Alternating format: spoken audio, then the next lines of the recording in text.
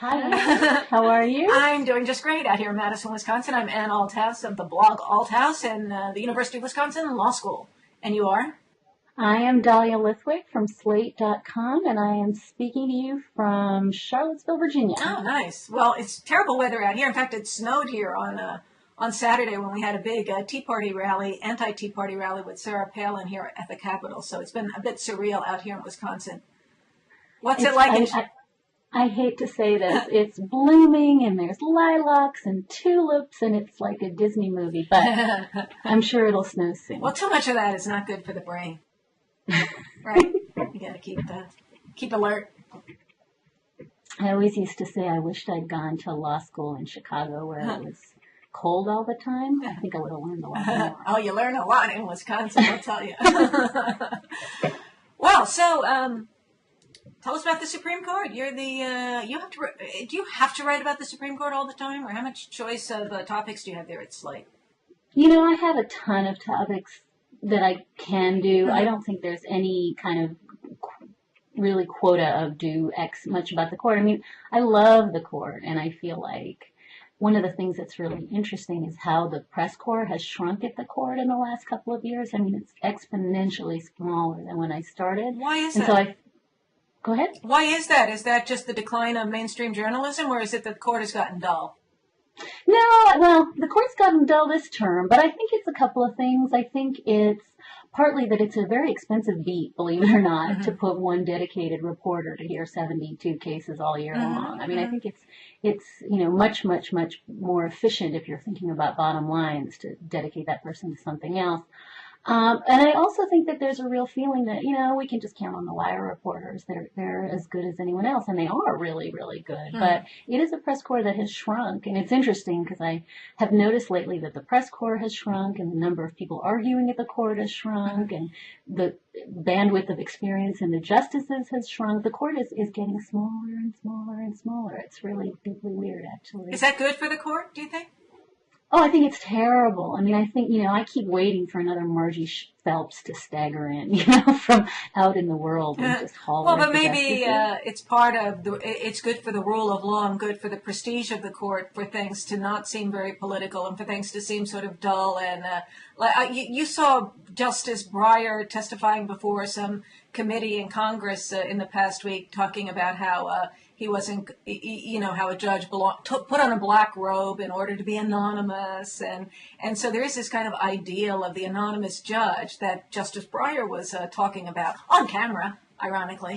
But as he talked about Twitter, as he talked about the tweeter, as you may recall. Yeah. What is the tweeter? I don't know. I think of the old Ike and Tina turn. The song Funkier than a mosquito's tweeter. I don't think that had anything to do with the internet.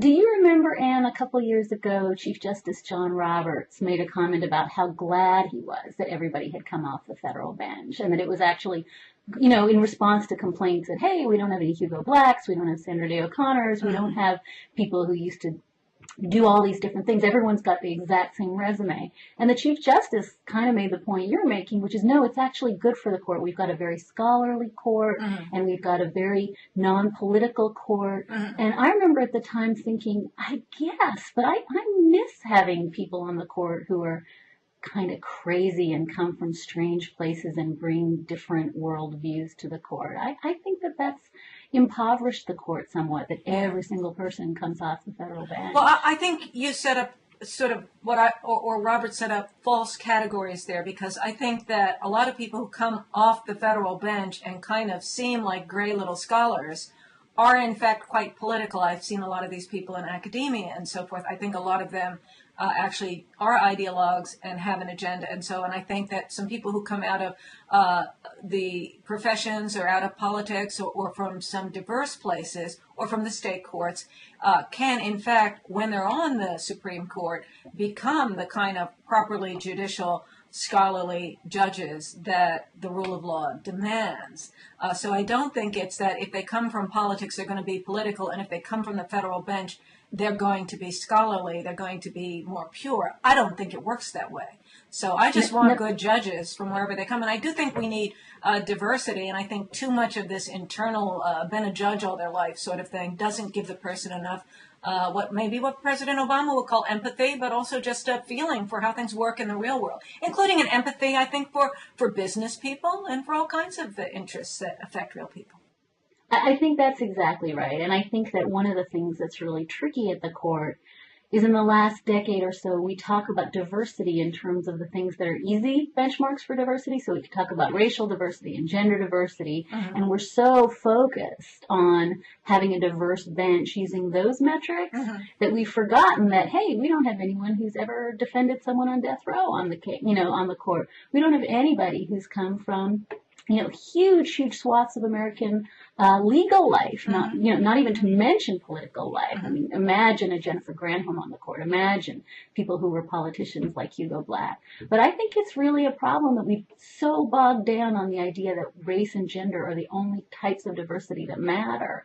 And I was going to ask you. Well, I don't think conservatives are bogged down like that. I think that is a bogging down that is endemic with the liberals. I think that's possible, but I do think that either way you slice it, we have this notion that diversity of experience and diversity of employment, I think on both sides, the argument that has fallen away, I think is not an argument that's made all that often. It would also be good to have people who knew more about science and technology and understood some of the things they're talking about. Who wouldn't call for instance, the tweeter or the unfortunate pager case. Yeah, and a big problem is just that they are all so old. They're from the older generation. They've been living on the court too long. I think that when you're on the court too long, or on courts generally too long, you have an insulated view of what life is like. I don't think good people interact with judges in a normal way. They're deferential to them. They don't really understand what life is like. They might remember, but the longer they are on the court, the more distant a memory is. And I don't think that they have to deal with normal life the way the rest of us do. So I just think more cycling off the court would be better. The hanging on to the seats decade after decade, I think, is really something that ought to be criticized a lot more than it is. They have life tenure, but they don't have to use it. That's a really good segue to something I was going to ask you about, which is I think that one of the things that's really interesting, maybe the most interesting split at the Supreme Court, is the split between Justices Antonin Scalia and Samuel Alito on these civility questions, and on, I'm thinking of Doe v. Reed last year, which was the Washington Ballot Initiative case. I'm thinking of Schwarzenegger, the violent video games case, and certainly Snyder v. Phelps, the funeral protest case. And it seems to me that really, these are not doctrinal differences between these two. This is Justice Alito just throwing up his hands and saying, I don't like the way we talk to each other in this country. By the way, when Alito was nominated, I had an op-ed the next day in the New York Times about Alito is not Scalito, don't say they're the same. And I gave some examples of why they shouldn't be seen as the same. So no, I thought he was a different kind of a personality, that he had some of this kind of a different sort of empathy, a different kind of outlook, and that they were very different. I thought that, the stereotypes were wrong. Well, they're very different, and I think it goes a little bit to your point that you made about how cloistered judges are, because if you've been on the federal bench for 10, 15 years and no one's ever said anything to you that's negative or critical, I think that the skin gets very, very thin, and I'm really interested in just how upset Justice Alito gets on the bench. I mean, really, he's a different man than he was, I think, partly due to his confirmation hearing, which he still maintains was unfair and really bruising. And I look at Scalia and his sort of civic courage, if people scream at you, it's a good thing. Scream back, bonk them on the head with a pan. It's just really fascinating, the temperament differences and how they're playing out, most notably for me in Snyder v. Phelps, where really Scalia absolutely thinks this is core political speech, this is protest, why are we even listening to this case? And so, just so people understand, Snyder v. Phelps was the protesting at a soldier's funeral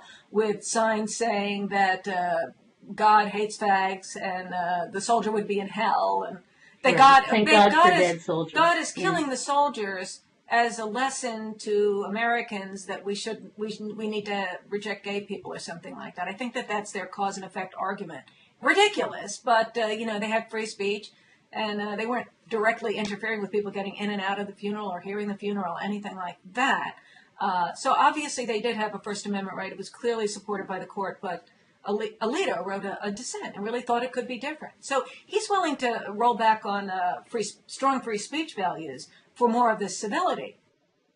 Exactly, and it really is civility that's bothering him. I mean, he described those signs, that protest, as an assault. And it's fascinating to me because this is really, if there's any hallmark of this term at the court, it's these speech cases. Yeah. And probably Snyder v. Phelps, the case you just described, is being seen as the landmark case of the term. Really interesting how people are angry about that opinion. I mean, there seems to be this vast public sense that Alito had the right of it, and that something about the Westboro Baptist Church, something about that protest at that funeral, this family, not public figures, crossed a line. And so it's been really, really interesting to see the extent to which Alito, I think, tapped into a public sense that civility matters and that the court should be protecting it. And that private citizens can be protected from other private citizens who are trying to shout them down and drive them out of the public space so that the rudest person dominates.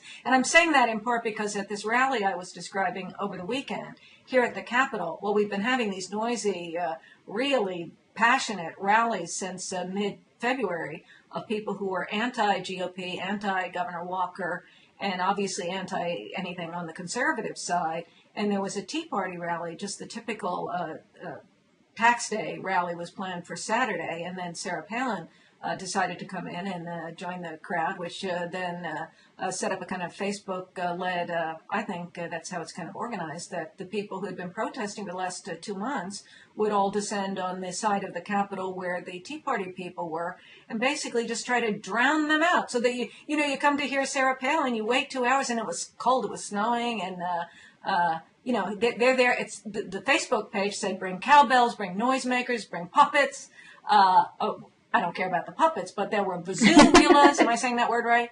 That constant visuvular noise, cowbells being rung constantly, people yelling boo and liar and shame, shame, shame, shame. And there were more anti-Tea Party people than Tea Party people. I think some of the people from around the state are afraid to now come into Madison with all of these protesters who've been just shouting for 2 months. And so this rally was just completely drowned out. They weren't over somewhere else protesting and just offending us by saying mean things like the Phelps folks. They were right there getting as close in as they could and trying to just create a din, just the most annoying noise that went on for hours, especially during Sarah Palin's speech, which was 20 minutes.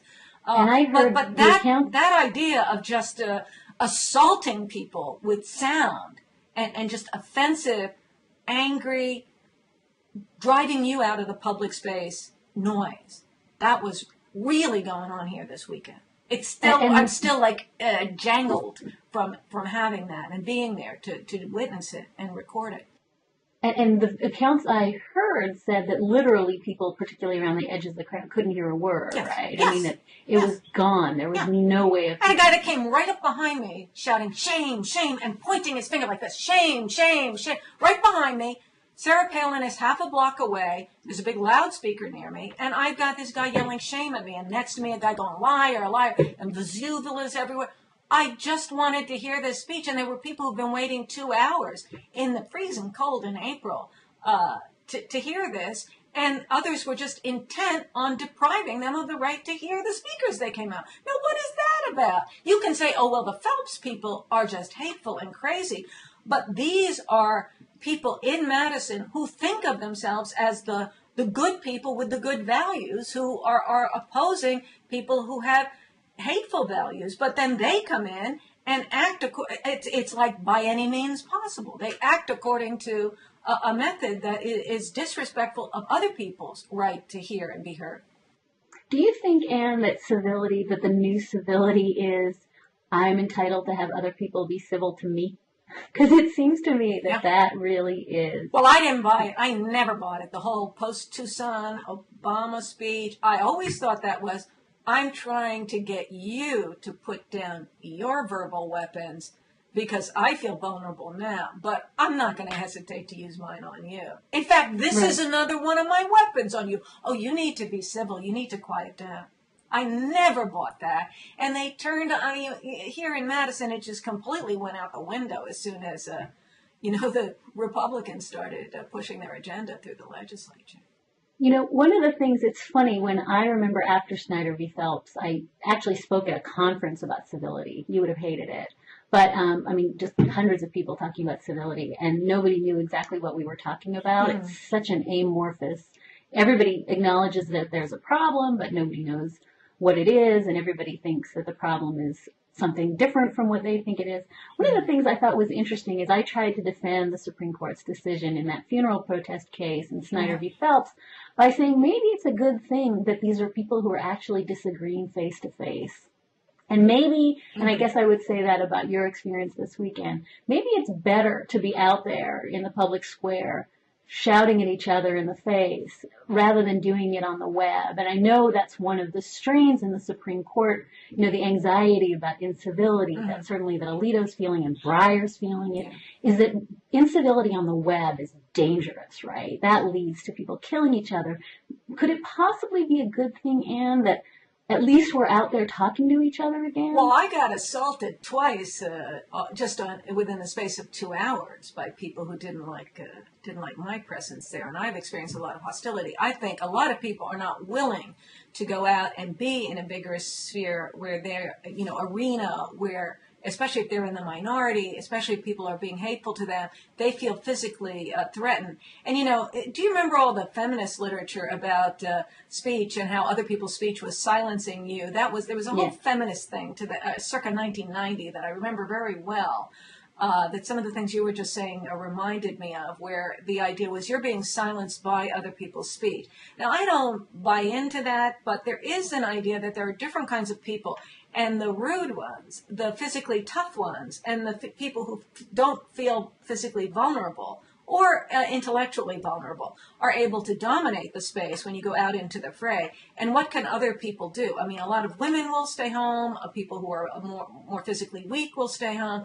I don't know why I'm able to go out and go into it, partly because I have become emboldened by using writing on the internet. I have learned how to face up to people. And I wouldn't have been able to go out and do what I could do in public here in Wisconsin in the last 2 months if I hadn't toughened up through my ability to write and interact with people in the safety of my own home through the web. So I actually think the web has worked for me to toughen me up and develop a thick skin and give me basically a way to express myself after I come back from those things, so that I can find the people who will support me. That's made me more bold and tough and invulnerable as I go out in public.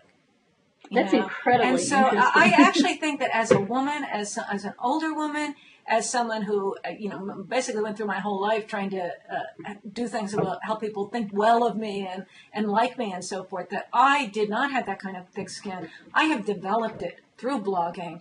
And I wouldn't have been one of the people. I would have been afraid to go down there. So I don't know. This whole idea that somehow if people would just be out in public, that they would see each other as human and they would be good to each other.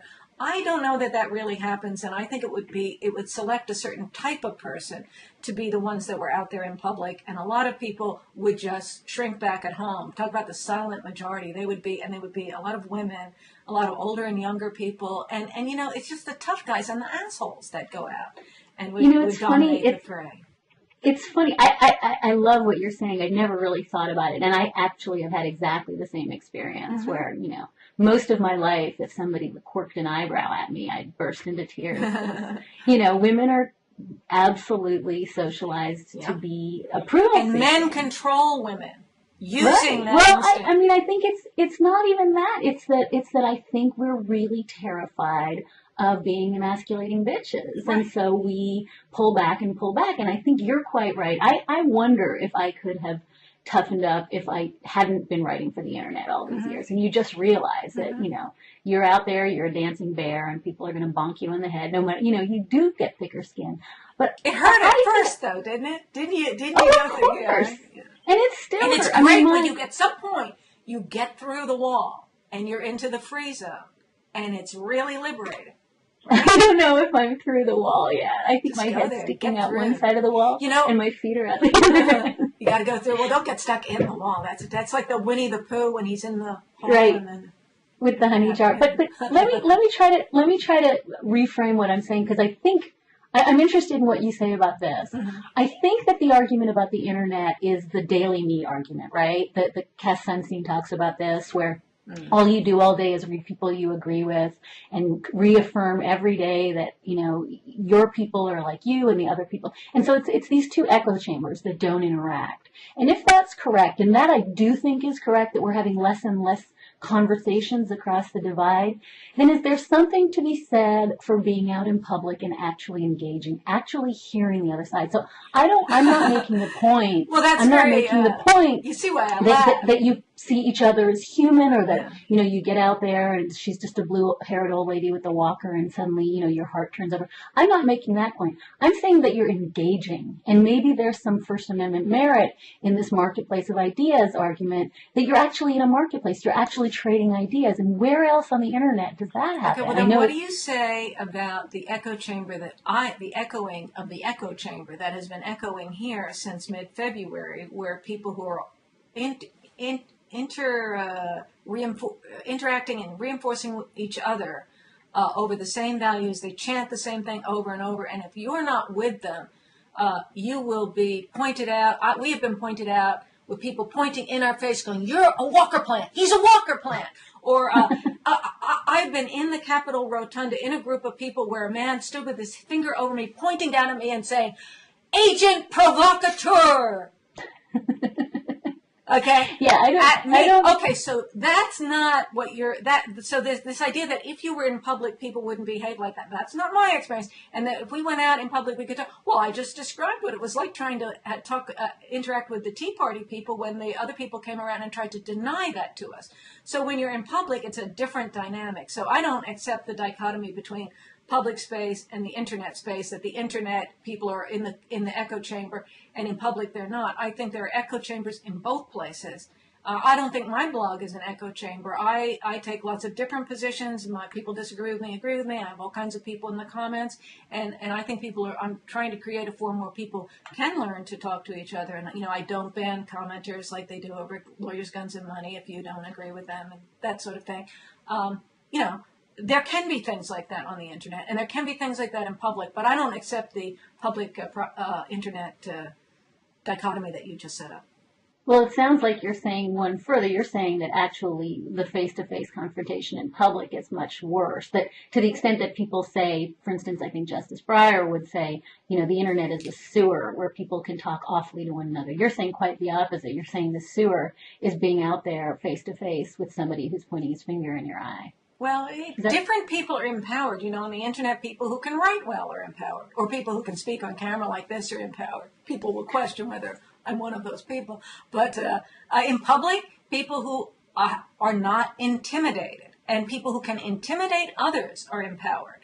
And there are different dynamics, and different places in public have different dynamics. It's just not all the same. So I just don't think the internet is that different from the real world. It's part of the world. It's writing. Things are done through writing that are very important.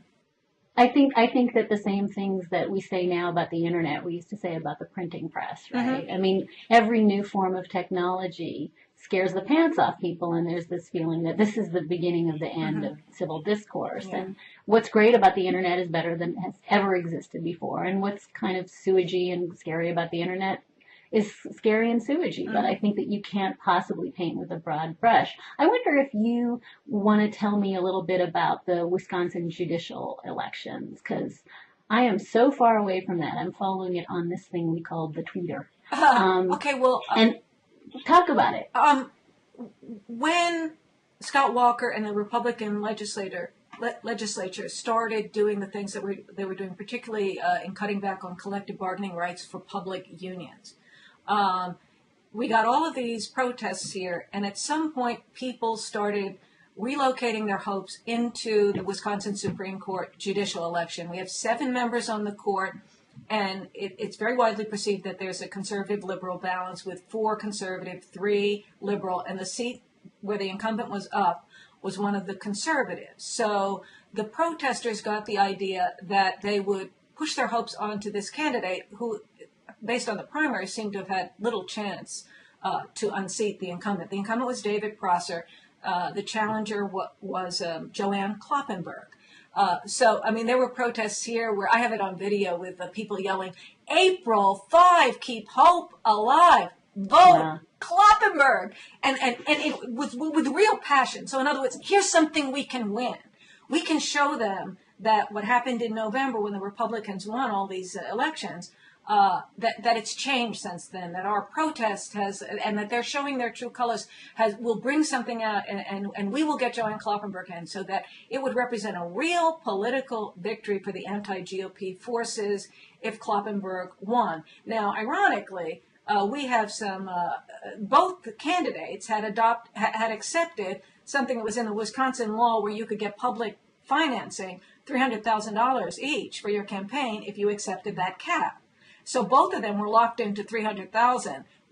And then as this political steamroller got going, they had already spent their money to the point where they couldn't really have much effect. And it was the third-party ads where all the money was going. Millions of dollars were being spent in a way that neither candidate could control, that was highly politicized. In the end, Prosser won. Can you talk? I just haven't seen the ads, Ann. Can you talk about, were they as bad as I'm hearing?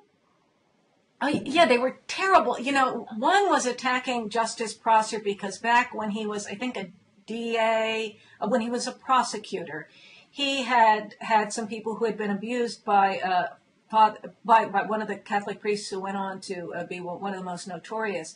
He did not prosecute because he didn't think there was enough evidence of what had happened, that it wouldn't have been a successful prosecution, and it would have hurt the kids more. Of course, the priest went on to abuse other kids. But they presented that information in this third-party ad in a way that made it practically sound like he was a molester himself. But it just didn't make sense. And then people who were for Prosser accused Kloppenburg of having put some farmer in prison for planting the wrong crops or something like that. But it was an elaborate environmental matter where there was farm runoff and he wasn't supposed to do something and he was in contempt or something like that. Anyway, what she had done, it wasn't really that bad, but they had manufactured these ads to make them sound like just demons with all the music and it was just character assassination. Both sides did it, but it wasn't the candidates themselves, it was the third party ads. And did you see that piece by James Sample and Erwin Chemerinsky today in the Times, talking about how bad it was and here's the fix for it? Well, I think the cure is a hell of a lot worse than the disease, but I think they're throwing out some red meat to the people who don't like the Citizens United case. So the third-party ads, those people have a free speech right to spend their own money and say whatever the hell they want. Oh, they could get some defamation suits or something like that. And the candidates could denounce the ads. And one of the problems with Kloppenburg was that she wouldn't that at a debate, Prosser was very upset by this terrible ad and asked her to repudiate it, or as we say in Sarah Palin land, repudiate it, and she wouldn't do it. She just, well, they have a right to speak, but she wouldn't say that it was wrong. So there was a whole dynamic like that. But those people do have a right to speak.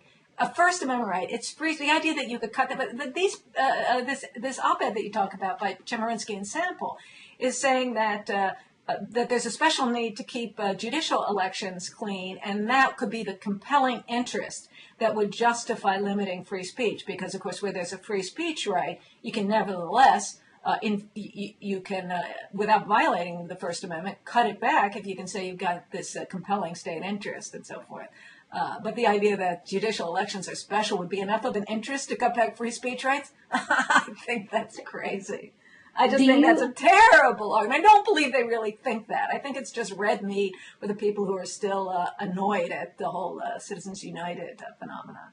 Well, I think they've identified this huge problem, right? Which is huge problem. 39 states elect their judges. These ads are outrageous. Mm-hmm. I don't think anyone believes that once they're over, everybody goes, okay, now the judge is magic. The judge is no longer biased or against me or pro-union or pro-Walker, right? I think you're fudging some blurring some things together. There was a Supreme Court case a while back, Caperton, in which someone who had spent a lot of their own, like $3 million on third-party ads trying to help a candidate get elected, and who had an actual $25 million stake in the outcome of a case. For the judge, it was held to be in a 5-4 decision. The Supreme Court held it to violate due process that judge didn't recuse himself. But it was a situation in which he had gotten elected because of this huge spending by someone who actually had a case pending before the court. So that's very different from just various ideological interests want either the conservative or the liberal to get elected, and they they spend a lot of money getting them elected. It's not because they have a case with 25 million or whatever at stake. It's just that the conservative or the liberal interest wants them to win. Why that would make them too biased to be able to decide. I think that's just a huge political charade in which the effort is to try to bully various people into recusing themselves. Now, if you got a 5-4 or, as in Wisconsin, a 4-3 balance on the court, if you get one of the people you don't like to recuse himself, you're just trying to affect the outcome. The cure is worse than the disease. I think this is but the argument isn't that they are biased. The argument, I think, the thing that unites. I mean, certainly it's true that the conversation that we are having about judicial ethics conflates about 11 different things, and that we're talking about recusals interchangeably with money problems, interchangeably with judicial elections. So I agree that we're very imprecise and we are very, very sloppy in the way we talk about it. But I think the unifying theme is you either believe judges are different or you don't. And if you believe that judges are different, and that it's not that they are biased, although there is some evidence, I think, that judges are incredibly anxious about having to dial for dollars. There's certainly evidence that they really worry about whether they've been compromised because of parties who then contribute to them. But I'm not even saying that they are biased. I'm saying, what do we do with the American public who really thinks now that there's one judge in the tank for the unions and one judge in the tank for Walker? You can't roll that back, Ann. You can't, but recusal is now. Worse than the recusal is just obviously a scam to get the judge you don't like to not vote on the case. I mean, you have to have the full array of the judges voting, and recusal is something that shouldn't be done too often. The real idea of bias that was at stake in that Caperton due process case involved bias in favor of a particular party. He was a party in the case. He had $25 million at stake. It looked like you had a personal interest in helping that guy. The more general kind of bias where you think, Scalia is conservative and he'll help the Republicans, and Kagan is liberal and she'll help the liberals. You can't be recusing people expecting recusal because of that. The result would be worse than the problem. But again, this was a judge who looked in his heart, right? This is Justice Benjamin on the West Virginia Supreme Court. He said, I looked deep in my heart. I asked myself, did that campaign contribution implicate or in any way affect my vote in this case? I think it didn't. And the real problem that the court found, right? This is a due process violation that they identified. Yeah. And the real problem isn't that he's biased. The court concedes, you know what? He probably isn't biased. We don't care what he thinks. We care what the parties before him think. And that's what worries me about the judicial elections. Now, I agree with you. People are using recusal. Look, we're seeing it now with one team trying to take Kagan out, one team trying to take Thomas out. Yeah. I agree with you. We are using this strategically. But I'm asking the question, what do we do about the fact that systemically judicial elections absolutely decrease the faith in an independent judiciary, in a neutral independent judiciary? And of course people are using it strategically. Recusals, everybody's going to try to bump their judge off the court that they don't like. But my problem is, and I think this is what Sample and Chemerinsky are getting at, is how do we fix this? How do we fix a system in which millions of dollars of outside money are poured into a race and voters walk away saying, holy God, the judiciary is completely corrupt? Well, we don't fix it, but one way we fix it is by criticizing the judges and putting pressure on the processes of selecting the judges. And even here in Wisconsin, where so much was at stake, the candidates themselves are very much about presenting themselves as neutral, good judges. They weren't saying, I'm going to vote for this particular outcome or anything like that. So it's very widely understood among the public, including the voting public and the judges themselves, that they're supposed to be properly judicial. So they're very deeply embedded value in America about what the rule of law is and what good judging is. And we're vigilant about these, where judges cross the line. We don't want it politicized. So I think there is a dynamic there that's important. Now, there are still problems, but pretending that, trying to cover up the problem, making people think, oh, the judges are all anonymous in their robes and they really just do what the law requires. The fact that people are cynical about that and skeptical, I think that's a good thing. I think that's part of the political dynamic that keeps judges in line and keeps appointments in line. But I certainly don't think, if there's still some problem, I think that to limit free speech because of that, to argue that that's a basis for limiting free speech, as Chemerinsky and Sample do, to me that offends my sense of the rule of law, because I think free speech rights are really important. I don't know why they're willing to sell them out. I think that that's a terrible idea. Well, I think that it is rooted in this idea that the judiciary is different. And I think that the judiciary is different. And I think you're quite right. Americans shouldn't be delusional about, oracular judges who are brains in vats, who have like a little red phone that goes straight up to God. Mm-hmm. And, the Constitution is channeled through that. Mm-hmm. Clearly, right, we know balls and strikes is not true. We know umpires is not Mm-hmm. true.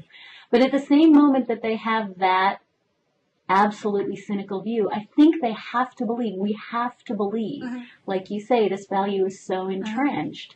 And maybe it's purely aspirational. Maybe the great thing about the Wisconsin judicial race is it just pulls away the veil, and we all get to see that judges are political all the time, and that this is a disgusting, disgusting world of judicial, No, but I don't think that is what infighting, people say. and they're horrible people, and they're going to be biased till I think they that die. people Maybe see, it's good to just know that. Yes, I agree. Know it, but not over. I think you were portraying it in a way that's beyond what's even true. I think that we could be skeptical that maybe that's what's happening.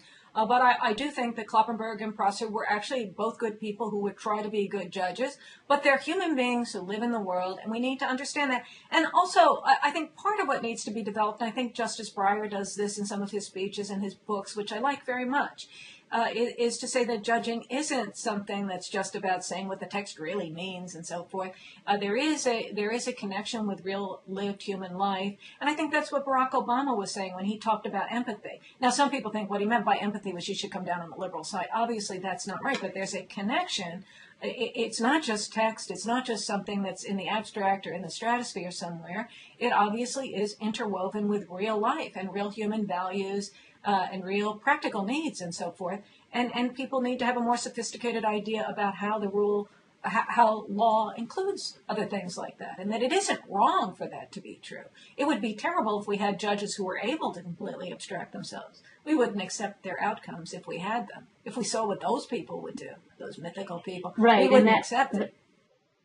That loops back to the first point we were making about a judiciary that feels like it's really out of touch, both in terms of career experience, in terms of cloistered life on the bench, in terms of not understanding technology. You have this sense that they're super, super, super smart people who don't live in the world that we live in. And I think you're quite right that it does in its own way undermine confidence in the judiciary to say, there isn't this broad range of experiences, viewpoints. I agree with you completely. I think when Obama was talking about empathy, he wasn't calling for bias.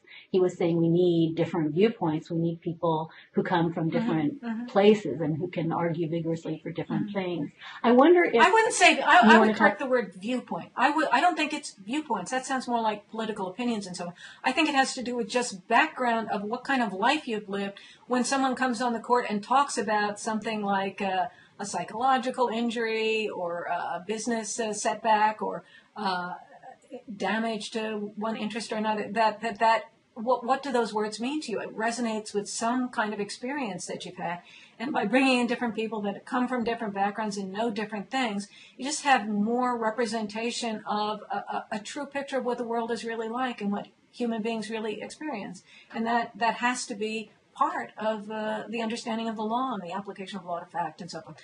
So I think that's why you want diversity and different backgrounds and different kinds of feelings in those human beings who are on the court. It's not because of viewpoints specifically. I think people would understand it as being more properly part of law better if they just understood the sort of idea of someone that comes from a particular background or context or experience, and they bring something to the role of judging that way. I think that's right. And I think both Scalia and O'Connor have talked so passionately about what it was like to be in a conference with Thurgood Marshall, who would just tell stories and say, wait, you have no idea what this is like. and would just gobsmack the room because he was so deft at doing exactly what you're describing, which is saying, you haven't experienced what I've experienced. It's not a legal difference, and you're quite right. It's not a viewpoint difference. It's an experiential, this is what happened to me. And I do think that it's one of the reasons that we need different kinds of people on the court, because right now one has a sense that it's like, what'd you think about the food at the cafeteria at the Court of Appeals? I mean, I think it's just way, way, way too narrow. I wonder if you want to talk for a minute about the burqa law in France. I thought we were going to talk about the women on the court. Before leaving the court, I'm really very interested in what you said. You were hearing chatter about how the court is different because there are 3 women now. Right. It's the opposite of the burqa law. It's all about women. This is the women's segment. It's very empowered over there. Well, it's really interesting because, I've written both sides of this. I still don't know how I feel about whether women, this goes to everything you and I have just said about whether women per se are different than men or judged differently. I mean, I know we've now discredited the idea that across the boards women think differently than men and they judge differently than men. But certainly I think having 3 women in the court really changed everything. It is such a different place this term than it was before. And so you're seeing really this in the room. You're having a feeling of a different vibe when you're there.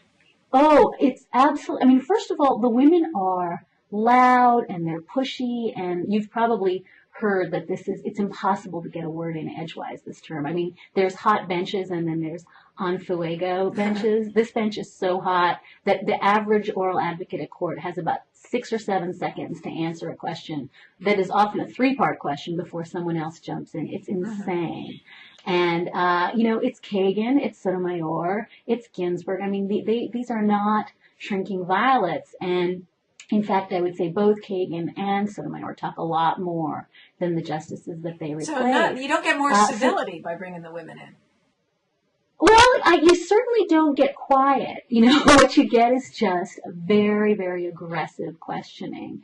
And I find it really interesting because it's, there's a lot of talk about that, and I can't help but wonder if there's a filament of gender criticism in there. Like, it really has gotten too hot this year. Well, do you think that some of it is that the women who have gotten themselves into the position of being able to get a Supreme Court nomination are very unusual women who've had to be very tough and had vocal and standing their ground and so forth to make it in this field to that degree? You have to be a very unusual woman, whereas the men have been able maybe come from a background where being cordial and refined and even gentle has worked for them.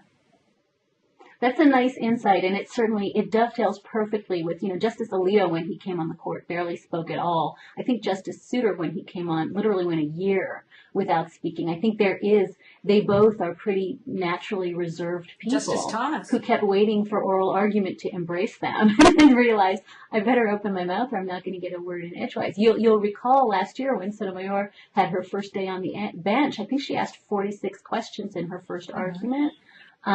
She just is not encumbered by the need to sit there quietly. She's very, very aggressive. So I think it is partly that. I think maybe they feel like they have a little something to prove. And recalling, and this is where the gender thing does come in, Justice Scalia, Justice Roberts, they have been very, very aggressive questioners. So it's not as though these women have come onto a bench where the men are, laying back. But I think there is something about seeing a Supreme Court bench that is this hot and having it be, the women as much as the men are just absolutely right in there throwing elbows, that is quite new and very dramatic. Yeah. Well, we can all listen to the oral arguments here. I was thinking maybe the reason there are fewer people assigned to the court nowadays is that we can all get to those oral arguments and listen to the audio. But you're saying visually, or that just feeling in the room is even more extreme than what we're experiencing on the audio. Well, what you're not experiencing on the audio, probably the only thing is the eye rolling. Who's rolling their eyes? Some people think it's very rude to roll your eyes. Who's rolling their eyes? Well, I just think there's a real 3 justices asking questions at the same time, counsel trying to answer while someone is asking another question. I think we've just hit a tipping point where it's so feisty in there that everyone's feeling a little frustrated. But who are the eye rollers? I don't have a problem. Who are the eye rollers on the court?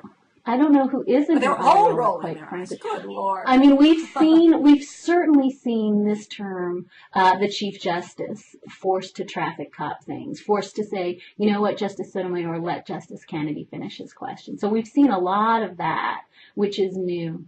But I do think that there's just value. I have no problem with having these incredibly hyperactive oral arguments. But boy, I would not want to be arguing in front of this bench because you literally, may it please the and you're done. That's now the lawyers have this thing. It's part of the lawyer rules that as soon as the judge starts to speak, you immediately shut up. You could be in the middle of a word, whatever.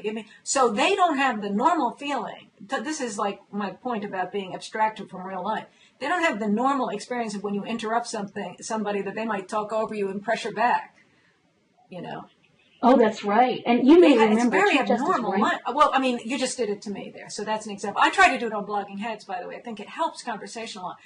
But both people should do it. To just cut each other off? Should we just keep cutting each other? But that when someone starts to cut you off, just stop so that there's no talk over and the listener doesn't get the feeling of interruption. It's more just back and forth. But when judges are doing it, the lawyer always stops and the judge interrupts all the time. It's only one way. Right. And Chief Justice Rehnquist used to be really creepily vigilant about this. If you talked over him or one of the justices, he'd give you the eyeballs of death. I mean, he really, really enforced that. Chief Justice Roberts seems to be much more inclined to let oral advocates sometimes just talk over justices or, you know, just let this thing be the roller derby that it is right now. But I do think it's true that, you're right, it goes to this idea that everybody says yes to judges, that it's another way in which they're immune from the normal rules of, you know, conduct. And right now it's a huge problem because if three people have asked you a question at the same time and you have to pick who you're going to answer, always go with Kennedy. That's my advice. Well, I mean, that's really pathetic that that's happening. I'm sorry. No, of course, obviously that's why they do it. If it's going to be 5-4, Kennedy's the guy. And so let's just all keep arguing. It must annoy the others. Do you want to express any thoughts on Clarence Thomas and his 5 years of not participating in the roller derby? Well, I don't know. Judging from what he said, I think maybe he's disgusted with. I don't see. Is he eye rolling? I mean, I think that you know, if you have the level of civility where you don't think that kind of conversation is decent, then what alternative do you have at that point other than to just sit through it and wait for it to be done? My understanding is the arguments are in the briefs. He's read the briefs. He understands how to do that. And he works, you know, this is a little bit like what we were saying earlier in the conversation about people interacting in public and people interacting on the internet or in writing. I mean, some people feel more in control of themselves, able to deal with the ideas, the words, and the emotion of disagreement in writing and with reading and writing. And he may be one of those people, this idea that when you're fighting for yourself and your place in a real physical space, that doesn't work for you, or you dislike what the other people are doing so much that there's no way you can really intrude into that. He may be one of those people. That's my guess of what he is doing. That's a good insight. I like it. I mean, I think, you know, he's given different reasons for why he doesn't talk at argument, over the years. But certainly he has said, and this goes right to your point, he has said, you know what, you don't invite people to your house and then talk over them. You know, I mean, they're here to invite it into your space to persuade you of something, and you don't bellow at them. So certainly he, I think at times, has made the point you're making, which is this is uncivil. Although of all of them, and maybe this is a good place to wind it up, Anne, but of all of the justices, I think he's the most anxious about the internet. And I think that, you know, if you read his stuff on disclosure in Doe v. Reed, or if you read how he thinks about, you know, people in the Prop 8 trial and how vicious the internet campaign was, I think he probably more than anyone would make the case that at least face-to-face conversation, there's some core civility that lingers there. But in the internet, all bets are off. He seems very, very worried about the online it ties world. a little back to what you were saying about Justice Marshall, that when he was in the room, his being in the room made it different, what you could say. You wouldn't say that in front of him. And so there's something about that physical space. But now also you talk about the different experiences that different judges bring to the enterprise of judging. Obviously, Thomas had a lot of very distinctive experiences in his life, including what he went through at confirmation. That was a very dramatic experience, and he brought to his subsequent judging whatever he took from that and from many other experiences in his life. There's no one else on the court who lived the life that he lived and who has the feelings and the turmoil, the inner turmoil that he has. I think that's absolutely right. And I think that his one experience in the hot eye of public scrutiny and of the media was so negative that, of course, when he talks about the media, when he talks about the internet, or he talks about public access to justices or to famous people, it is absolutely informed, you're completely right, by the fact that he saw his as the single most devastating experience of his life. And I would add, I think Justice Alito, when I read his dissent in that funeral protest case and how he talks about being in the bright white Klieg lights of public scrutiny, I think there's an awful lot in there that really loops back to his experience at his confirmation. Remember, his wife ran out of the room in tears. So I think you're absolutely right to say, in a way, we've been talking throughout about how experience informs judging. And I think it's true that experience of the public and the media and the internet also informs First Amendment doctrine. And I think we're beginning to see that at the court. I think it's really, really an interesting time. Yeah. I mean, the idea that the height of your professional achievement, the highest thrill of your life, is met with the most painful attack of your life. What is that like for someone? To have this great achievement and then to have it, just turned sour by how other people, the hate that gets directed at you because of this political, it's not really personal about you. It's just you represent, as with Justice Prosser and so forth, that you represent something political to people, and your humanity as an individual becomes really nothing to them. I think that's right. And I think that put in the context of, and you saw this with Justice Prosser with his reaction to how bilious the conversation wasn't his response, wait a minute, I've spent my whole life, I've done all this good work, I've been in public service, I've been a judge for, 10 years? And all of a sudden, you're talking about me as though I'm a cartoon character. And I think one of the things that we forget, we just look at the confirmation process. It's funny, right? It's theater. It's a public bloodletting. Everybody goes home. But we forget that for most of these people who haven't lived public political lives, right? They're not Hugo Black. They're not Robert Jackson. All they've done is sit in a chamber with big books and people telling them yes for 20 years. This is their one experience. And they don't know it's a joke. They don't know it's theater. For them, it's real, and it's terribly painful. And I think you're right. I think it kind of goes to what we were saying about if people on the court had more political experience or more experience out in the world rather than living such cloistered lives, I think they would be less shocked by the experience of their confirmation hearing and how just empty and theatrical it is. But I think it's your one brush with public life. No wonder you come away scarred. No wonder you lock the front doors of the Supreme Court. Yeah, I mean, it's hard to have the light suddenly shined on you, but maybe people who haven't had to do enough different things shouldn't be judged. Now, I don't think it's fair to say about Justice Thomas that he hadn't been out in the world and suffered the slings and arrows of public life. I think he had, not so much as a judge. He hadn't been a judge very long, so.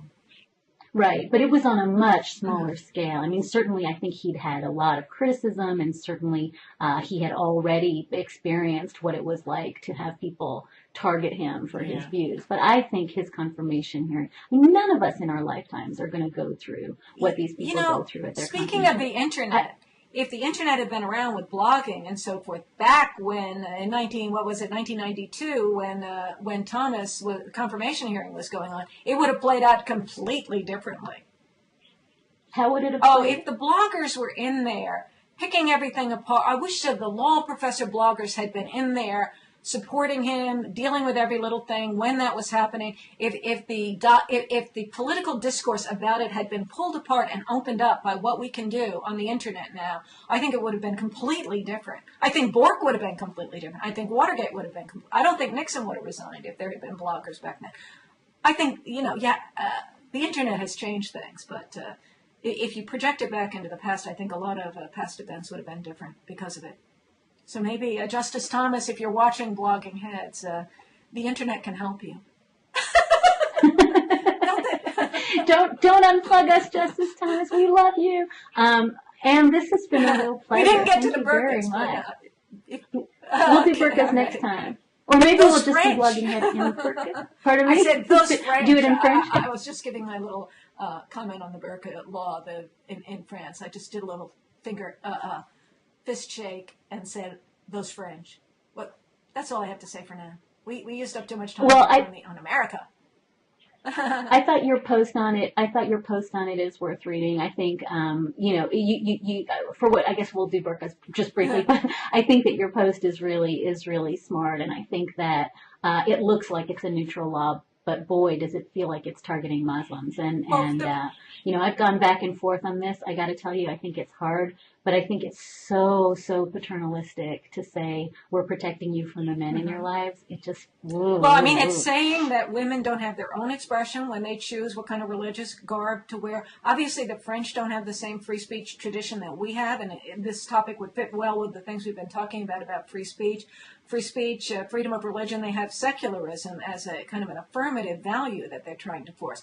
But I think if the problem is that men are forcing women into subordination, go after the real problem. Don't go after the epiphenomenon that is the speech, because some people are choosing that speech. And the idea that you'll stamp out the speech because there's some underlying bad behavior that might be the cause of that visible expression. Go after the bad behavior, not the speech. That's the American tradition. I think the French should take a little example from that. Also, I thought this after I read your post. It hadn't occurred to me before, but one of the rationales for the burqa law is we want these people to participate fully in society, right? We want them to come to our parks and come to our cinemas and, be French and be with us. But women who truly cherish this as a religious rule are simply going to be driven to stay at home. So the weird paradox of this is you're asking people to more fully participate in public life, but then you're so devaluing their religious choices that they may have no choice but to retreat from public life altogether. And there could be all kinds of complexities to what make people feel that they can go out in public. Maybe being able to cover yourself up. I mean, it makes other people feel intimidated. They can't see your face. But, we put on sunglasses or we cover ourselves up in various sorts of ways. It may make you feel less vulnerable than you would otherwise be. If you're choosing that to be told you must expose yourself, we have to see your face. I think that's right. And I've read some incredibly compelling pro and anti-burqa commentary from people who actually wear them. So it's really, those are the people we should be listening to, but not second guessing their choices. I agree. And there's a personal liberty that has to do with your privacy and with hiding yourself. I mean, if you're not masking yourself to do a bank robbery or something of that kind, then, it's a concern they're going to commit crimes and you won't be visible, but people hide themselves in all kinds of ways. It's obviously a particular kind of way that's paternalistic, that women couldn't possibly be expressing themselves intentionally this way, that they must be subordinated by some. We have to subordinate. It's like we had to destroy the village we have to subordinate you in order to save you from subordination. Right. Well, there's amazing rhetoric that I've heard from the French government about how a burqa is the equivalent of a coffin, that you're walking around in a living coffin. And I think that's such an incredibly, profoundly disrespectful way to talk about something. It's a little bit like a feminist saying that if you wear high heels, that it's like wearing shackles. We almost hit the hour, so good timing. And thanks for being on Blogging Heads. And go keep track of what the Supreme Court does, because, we don't have time to. Oh. Is she gone? Are we gone? Have we said goodbye? I'm trying to do an ending. Okay. Say something ending-ish. I'm saying, and it was, she's a sausage. And it was a great pleasure, and I hope you do it again soon. Okay, thanks. See you. Bye. Bye.